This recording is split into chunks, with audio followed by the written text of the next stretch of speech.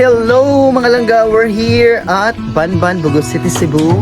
I am visiting one of my friends and she's sponsoring ducks, not just one but 3 ducks.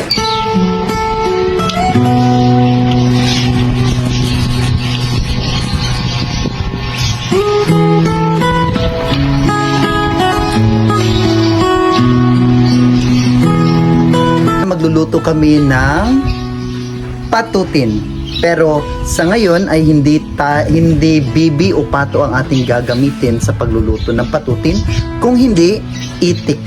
Tama, itik. Kaya tatawagin natin itong itiktin. Oh, di ba? Okay. So, andito na, malinis na. Okay, kanina ay binubugno natin ito pero ngayon ay malinis na.